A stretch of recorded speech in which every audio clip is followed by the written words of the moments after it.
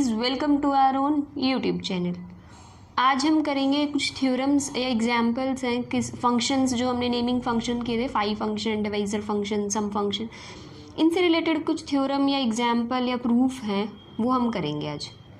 ठीक है, तो शुरू करते हैं। सबसे पहले क्या है, एक मिनट, यस, हमें प्रूफ करना है summation m divides n d cube of m is equals to summation m divides n d m का होल स्क्वायर। ये दोनों इक्वल प्रूव करने हैं। तो सबसे पहला काम करेंगे, इसको fn नाम दे दिया, इसको gn नाम दे दिया, ताकि हमें बार बार इतना बड़ा पोर्शन लिखना ना पड़े। ठीक है, तो हमें अब काम क्या है, fn और gn को इक्वल प्रूव करना। वही इस n पे काम करेंगे। n पे दो केसेस बन सकते हैं क्योंकि n नेचुरल नंबर होता है, अर्थमेटिक फंक्शन पे ही काम करते हैं ना। तो n नेचुरल नंबर है, नेचुरल नंबर में दो केसेस पे डिवाइड करते हैं हमेशा कि n 1 हो सकता है या 1 से बड़ा हो सकता है। अगर इस n की वैल्यू 1 है, ठीक है, सबसे पहले लेके चलते हैं, तो ये दोनों इक्वल हो जाएंगे। आप चेक कर सकते हो, 1 की रखो, n की वैल्यू 1 को डिवाइड करने वाला 1 ही होगा, d क्यूब ऑफ 1। इधर 1 रखोगे, 1 को डिवाइड करने 1, और dm की वैल्यू 1, और 1 आएगी dm की वैल्यू और उसमें समेशन। ठीक है, तो ये दोनों के दोनों क्या होंगे, इक्वल। उसके बाद आएगा n ग्रेटर देन 1 के लिए। फर्स्ट केस डिस्कस हो गया n इक्वल्स टू 1 के लिए। नेक्स्ट केस होता है n ग्रेटर देन 1 के लिए। ग्रेटर देन 1 के लिए मैंने हमेशा कही है प्राइम डीकम्पोजिशन कर लो, लेकिन इसमें हम आगे चल के जो है वो केस इवन और ऑड पे नहीं, इस पे तो नहीं करेंगे, इस पे तो आराम से हो ही जाएगा। यस, इसमें नहीं बन रहे ना। ठीक है, तो प्राइम डीकम्पोजिशन लिखे, इसके जो भी प्रोडक्ट ऑफ प्राइम्स की फॉर्म में n को लिख सकते हैं अगर n 1 से बड़ा है तो इसकी वो प्रोडक्ट ऑफ प्राइम्स मान लो ये है। अब dn जो है वो क्या है, डिवाइजर फंक्शन, एक मल्टीप्लिकेटिव फंक्शन है। अगर ये मल्टीप्लिकेटिव फंक्शन है तो ये दोनों के दोनों भी मल्टीप्लिकेटिव फंक्शन होंगे, fn और gn पूरे पूरे। भाई d है तो d क्यूब भी होगा और उस पर समेशन भी होगा। ये चीज़ हम कर चुके हैं कि अगर fn हो तो उस पर समेशन लगने के बाद भी वो फंक्शन मल्टीप्लिकेटिव ही रहता है। ठीक है, तो अब हमारा काम है fn इक्वल्स टू gn, ये क्लेम है। तो अगर हम ये प्रूव कर दें f of p alpha is equals to g of p alpha, तो काम हो जाएगा, क्योंकि n जो है वो इन्हीं से तो मिलके बना है, इनकी प्रोडक्ट की फॉर्म में तो लिखा है। ठीक है, तो हर प्राइम के लिए अगर हम ये चीज़ प्रूव कर दें तो हमारा काम हो जाएगा। अब कंसीडर करके चलते हैं f ऑफ p अल्फ़ा और उसको g अल्फ़ा, लास्ट में g ऑफ p अल्फ़ा ले आएंगे।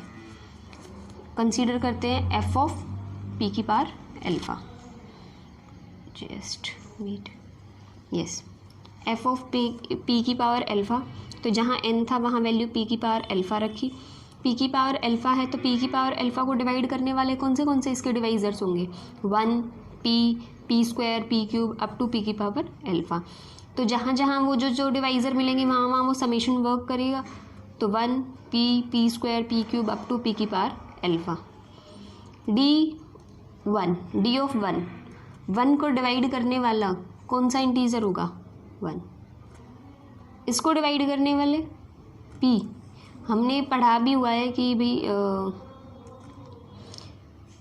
p की पावर अल्फ़ा हो तो हम आगे पढ़ते थे अल्फ़ा प्लस 1, डिवाइजर फंक्शन में पढ़ के चलते थे।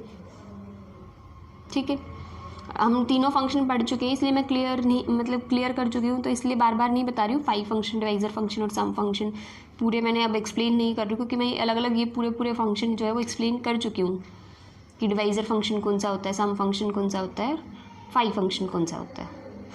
ठीक है, सो डिवाइजर फंक्शन यहाँ वर्क करेगा कि इसको डिवाइड करने वाले कितने डिवाइजर्स हैं, 1।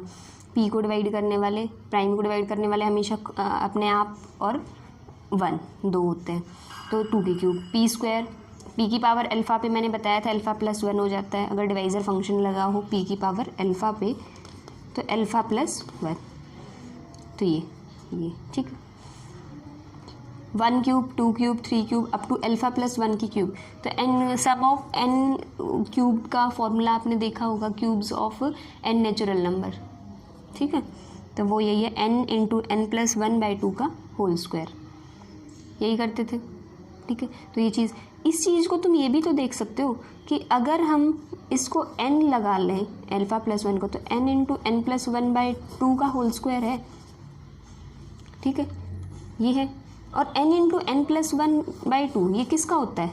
पहले n नेचुरल नंबर का सम होता है ये, और इसका क्या हो रखा है? स्क्वायर। तो इस चीज़ को हम ये बोल सकते हैं कि ये square of first n natural numbers हैं, ठीक है, square of sum of first n natural number. n की बजाय कौन काम कर रहा है? अल्फ़ा प्लस 1, तो अल्फ़ा प्लस 1 नेचुरल नंबर्स हैं, ठीक है।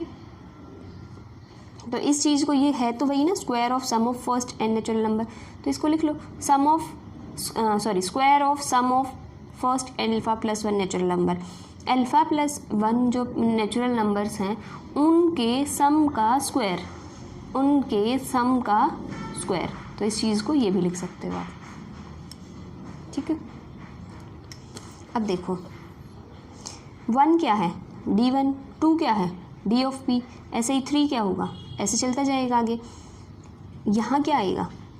Alpha plus 1 d of p की पावर अल्फ़ा, जैसे 3 होता तो d ऑफ p स्क्वायर, क्योंकि मैंने बताया था d ऑफ p की पावर अल्फ़ा हमेशा अल्फ़ा प्लस 1, ठीक है। अब ये क्या है?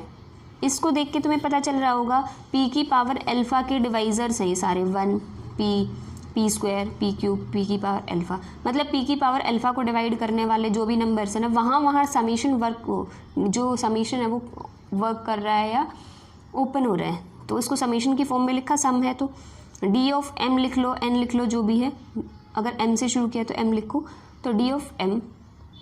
अब m कब कब ओपन होगा, ये वर्क कब कब करेगा ये समीशन? जब इस p की पावर अल्फ़ा का डिवाइज़र हमें मिल जाएगा, तो m डिवाइड्स p की पावर अल्फ़ा, ये आ गया। और ये क्या था? g ऑफ p की पावर अल्फ़ा, तो fn is equals to gn, ये क्वेश्चन था, ठीक है। आई होप क्लियर हो गया होगा ये क्वेश्चन आपको। अगले क्वेश्चन की तरफ चलते।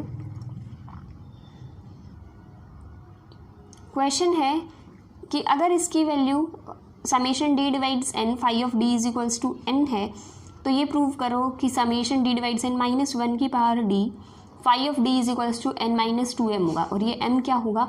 सबसे बड़ा ऑड डिवाइज़र होगा, ठीक है। जितने भी ऑड डिवाइज़र्स होंगे तो वो सबसे बड़ा जो होगा उसमें से, उसका नाम है m। तो इसमें क्या है ना, हम समेशन ब्रेक करेंगे दो जगह से, ऑड और इवन के लिए, क्योंकि ऑड डिवाइज़र बता रखा है तो दो ब्रेक करेंगे। इसमें हम n इक्वल्स टू 1 या इस तरह से नहीं चलेंगे, इसमें चलेंगे हम सारा ऑड और इवन के बेसिस पे। वो कंसीडर करते हैं जो प्रूव करना है, इसको लेके चलते हैं। इसमें दो चीज़ हो सकती है, अगर ये d जो है वो इवन हुआ तो ये पावर इवन होते ही ये 1 बन जाएगा, तो ये बचेगा सिर्फ। और अगर ये ऑड हुई तो माइनस साथ में रहेगा जब भी इसकी पावर ऑड होगी, अगर d ऑड हुआ। तो इसको हम इस तरह लिख सकते हैं कि इवन वाली सारी टर्म्स ऐसी होंगी और ऑड वाली में माइनस आ जाएगा साथ में। फिर क्या किया इसने, ऑड को सब्ट्रैक्ट भी किया ऑड वाली टर्म्स को, और ऑड वाली टर्म्स को ही ऐड कर दिया दोबारा से, ठीक है। अब ऑड वाली देखो, ये देखो यही सेम चीज़ है दोनों बिल्कुल, तो क्या हो गया ऑड के लिए तो उसका 2 टाइम्स हो गया। इधर देखो ये है इवन के लिए, ये है ऑड के लिए, मतलब summation of phi D add होंगे जब इवन होगा तब भी और जब ऑड होगा तब भी। तो नंबर या तो इवन ही होते हैं या ऑड ही होते हैं, इसके अलावा तो नंबर ही नहीं है, ठीक है।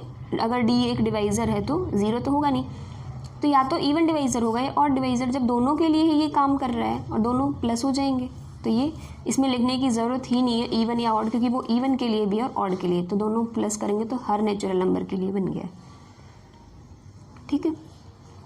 अब देखो ये चीज़ हमने क्वेश्चन में ऊपर दे रखी है कि इसकी वैल्यू क्या है n -2, इसकी वैल्यू क्या होगी ऑड के लिए। d अगर ऑड है तो अगर d ऑड डिवाइज़र है n का, तो m क्या होगा, m उसका सबसे बड़ा डिवाइज़र होगा। d तो कोई भी ऑड है और m उसका सबसे बड़ा डिवाइज़र क्वेश्चन में दे रखा है कि वो अगर सबसे बड़ा डिवाइज़र जो है ना वो m है, तो अगर वो सबसे बड़ा डिवाइज़र m है वो ऑड, तो वो d भी तो m को डिवाइड करेगा, तो n - 2m, ठीक है। आई होप ये क्वेश्चन भी क्लियर हो गया होगा आप लोगों को। नेक्स्ट क्वेश्चन की तरफ चलते हैं। Wait, yes,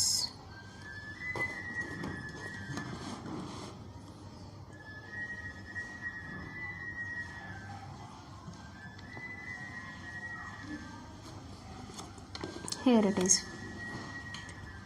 Prove that sigma of n is odd if and only if n equals to M square और n equals to M square, कि सिग्मा ऑफ एन जो है ना वो अगर ऑड है तो या तो वो एन एम स्क्वायर के इक्वल मिलेगा या वो एन एम 2m स्क्वायर के इक्वल होगा। और इफ एंड ओनली इफ की कंडीशन है कि अगर ऐसा होता है कि n या तो m स्क्वायर के इक्वल आ जाए या n जो है वो 2m स्क्वायर के इक्वल आ जाए, तो पक्का सिग्मा ऑफ n जो है वो क्या होगा, ऑड। ठीक है, इफ एंड ओनली इफ की कंडीशन है। इसमें मैंने कन्वर्स पार्ट ऐसे नहीं कर रखा कि एक बार ये लेट करके ये किया हुआ है, इसके ये करके ये किया हुआ है। हमने इसमें दोनों साइड एरो लगा रखी हैं। ठीक है, ये इफ एंड ओनली इफ के एरो कि भाई अगर ये है तो ये होगा और ये है तो ये होगा, जैसे ये लगा रखी। तो रिवर्स स्टेप करने की ज़रूरत नहीं है। ठीक है, अगर आप करना चाहो तो ये एरो मत लगाना, कन्वर्स पार्ट में ठीक उल्टे स्टेप लिखते चले जाना। ठीक है, चलो n को ब्रेक करते हैं, या तो 1 होगा या ग्रेटर देन 1। अगर n की वैल्यू 1 हो जाती है तो सिग्मा ऑफ 1 क्या होगा, 1। ऑड है, अगर वो ऑड है तो 1 इक्वल्स टू 1 का स्क्वायर, 1 इनमें से कोई एक बन ही जाएगा, तो ये वाला बन रहा है।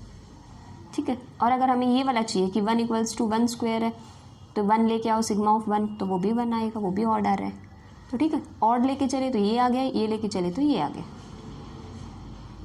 ठीक है, उसके बाद n ग्रेटर देन 1 के लिए, ग्रेटर देन 1 के लिए इन्होंने प्राइम डीकम्पोजिशन की है। ठीक है, प्राइम डीकम्पोजिशन की है तो उसमें उन्होंने प्राइम डीकम्पोजिशन किस तरह से की है कि n जो है वो या तो m स्क्वायर के इक्वल है या n जो है वो 2m स्क्वायर के इक्वल है। तो इन्होंने जो उसमें से प्राइम फैक्टर था 2 वो बाहर निकाल रखा है। ठीक है, 2 की पावर r।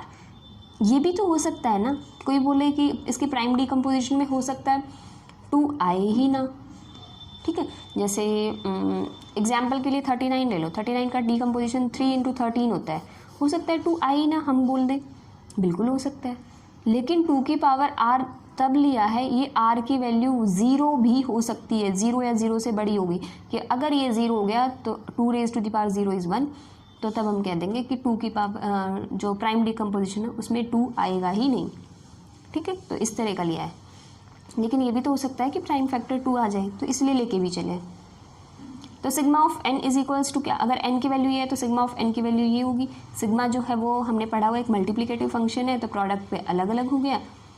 यहाँ से sigma of 2r, sigma of 2r, sigma function क्या होता है पता है, सम फंक्शन। सम फंक्शन मतलब उसके जितने भी डिवाइजर्स हैं उनका सम। 2r के कौन से डिवाइजर्स होंगे, 1 2 2 square 2 cube up to 2r, तो उनका सम। इसका कौन कौन होगा, p1 की power alpha 1 p1 p1 square p1 cube p1 की पावर 4 अप टू p1 की पावर अल्फा 1। ऐसे करते करते इसका क्या होगा, सिग्मा ऑफ pk की पावर अल्फा के क्या होगा, 1 pk की पावर 2 pk की पावर 3 pk की पावर 4 अप टू pk की पावर अल्फा के। ठीक है, तो अगर हम कहें कि सिग्मा n ऑड है, सिग्मा n अगर ऑड है तो उसका ये जितने भी फैक्टर्स होंगे वो भी ऑड ही होंगे। ठीक है, इसका मतलब ये भी ऑड होगा। इसको हम क्या कर सकते हैं, ये एक जीपी दिख रही है, इस जीपी को सम ऑफ जीपी है तो इसका सम निकाल लो, a इंटू आर की power n minus 1 by R minus 1 उससे, तो ये बनेगा। ठीक है, तो अगर इसके सारे ये ऑड है क्वेश्चन के अकॉर्डिंग, तो सारे फैक्टर्स ऑड होंगे, सारे फैक्टर्स ऑड होंगे तो ये भी ऑड होगा, इसकी वैल्यू ये निकल गई तो ये भी ऑड होगा। अगर ये ऑड है तो 2 की पावर ओके ये ऑड है। ठीक है, इसने कही है अगर अल्फ़ा आई ऑड हो जाए, इतना पता चल गया हमारे पास कि ये ऑड है, यहाँ तक होगा काम। अब इनके लिए चलते हैं, ये 2 वाले का काम खत्म हो गया, अब अल्फ़ा वालों के लिए चलते हैं। ठीक है, अगर ये पावर्स जो है वो ऑड हों, अल्फ़ा आई, ठीक है, अगर ये अल्फ़ा आई जो है वो ऑड हो, कि अगर अल्फ़ा 1 ऑड है, अगर अल्फ़ा 1 ऑड है तो 1 प्लस p1 प्लस p2 ऐसे p1 का स्क्वायर ऐसे करते करते p1 की पावर अल्फ़ा 1, ये इवन होगा। ठीक है, क्योंकि इसमें नंबर ऑफ टर्म्स तो इवन ही होंगी। क्यों, क्योंकि अगर अल्फ़ा 1 ऑड है तो ये वाली टर्म्स तो ऑड हो जाएंगी, 1 और ऐड हो रहा है, एक टर्म और ऐड हो रही है तो इवन हो जाएगी। ठीक है, तो नंबर ऑफ टर्म्स कितनी है इसमें, ऑड है। अगर अल्फ़ा 1 जो है वो ऑड है तो नंबर ऑफ टर्म्स इवन है। समझ आ रहा है यहाँ तक के लिए? तो moving to the next page, just wait. अब अब अल्फ़ा, अगर इन्होंने इफ़ एंड ओनली इफ की कंडीशन दे रखी है, अगर अल्फ़ा एन ऑड है तो सिग्मा एन ऑड है तो अल्फ़ा आई जो है वो इवन होगा, और ये हो रहा है तो ये, इसमें if and only if condition दे रखी है, इसलिए मैंने बोला था कि आप कन्वर्स पार्ट में रिवर्स स्टेप लिख सकते हो, ठीक है। Where each alpha i is even then this is equals to M square. हमें पता है अल्फ़ा आई अगर इवन है तो ये काम हो जाएगा, एम स्क्वायर के इक्वल हो जाएगी ये सारी टर्म्स। अब आर पे काम करते हैं, क्योंकि हमने ये भी तो छोड़ रखा था कि 2 की पावर आर माइनस वन, ठीक है।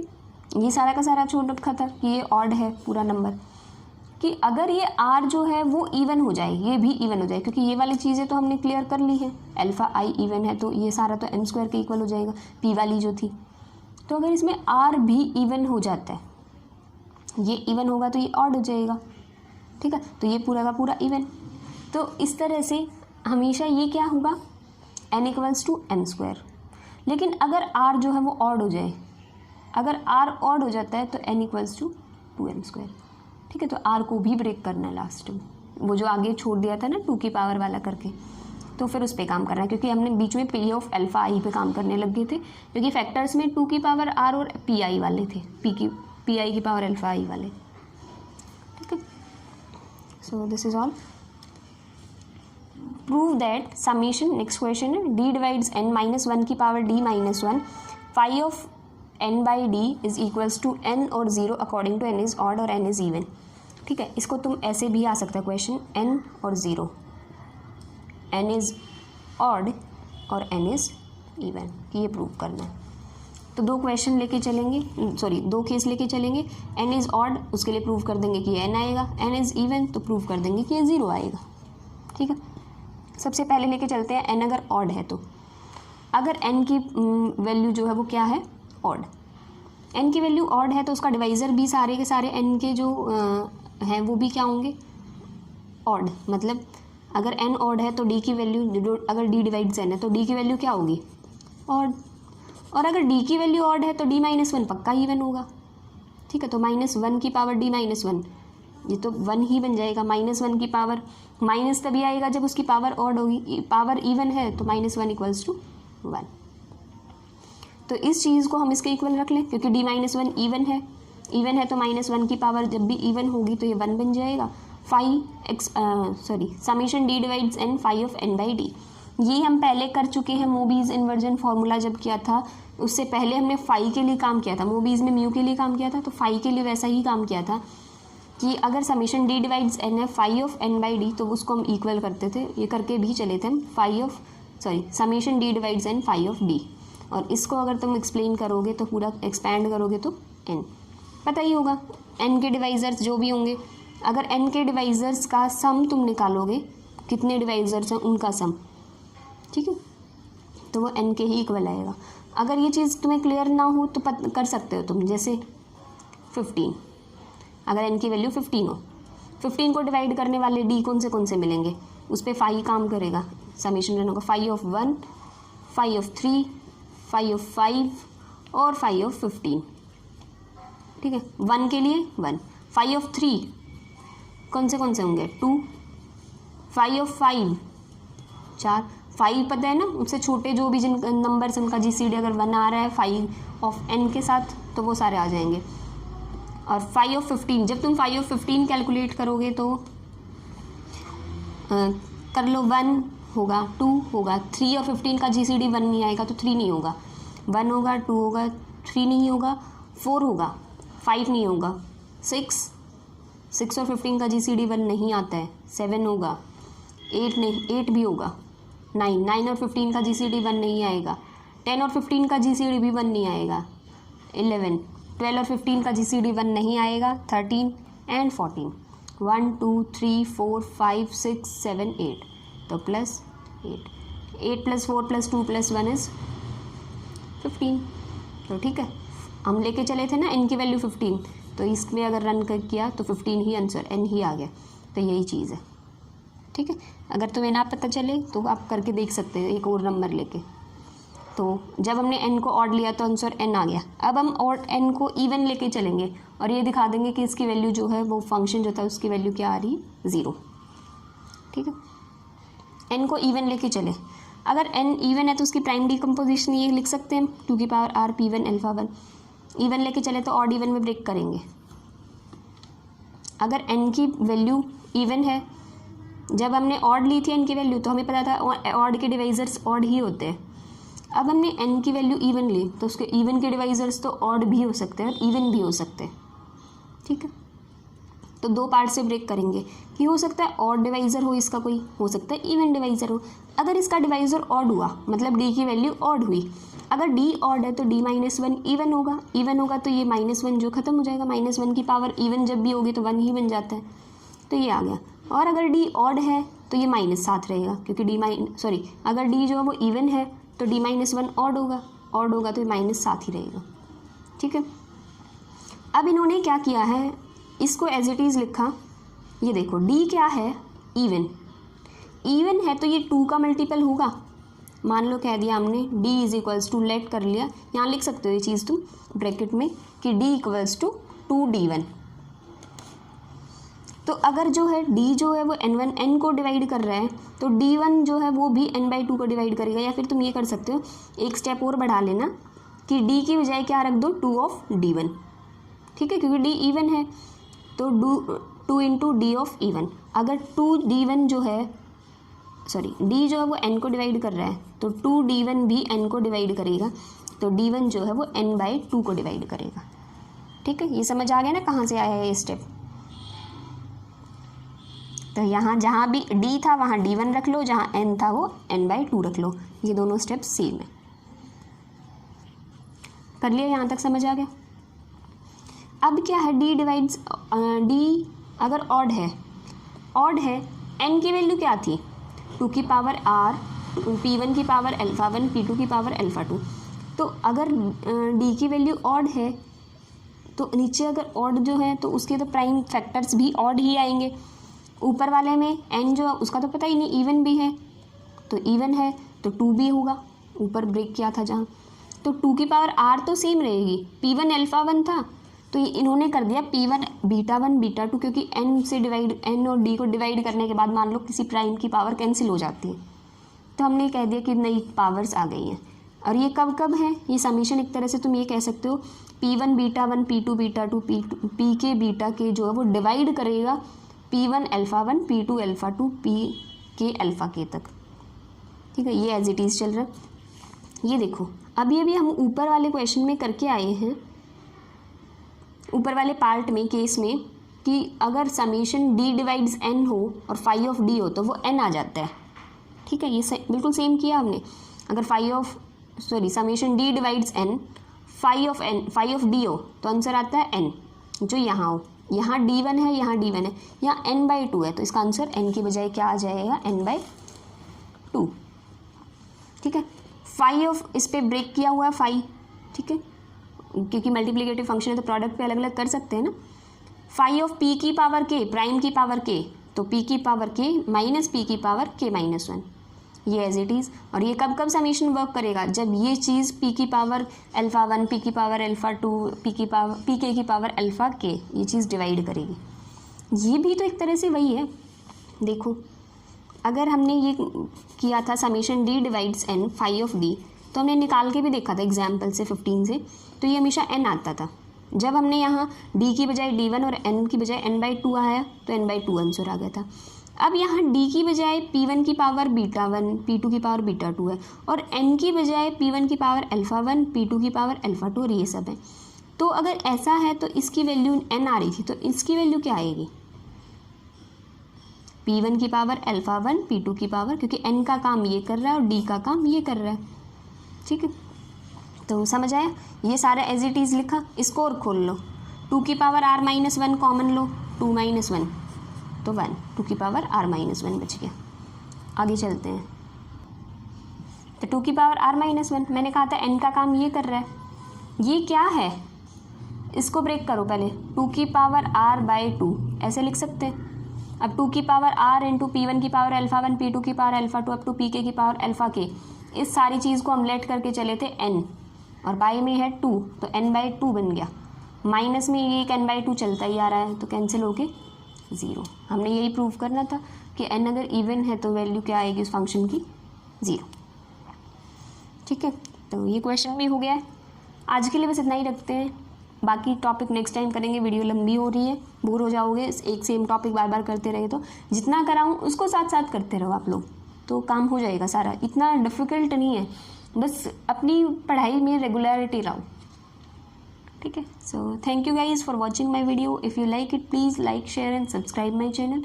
If you have any doubt, any query, you can message me on Instagram or ask your question in the comment section also. Thank you guys.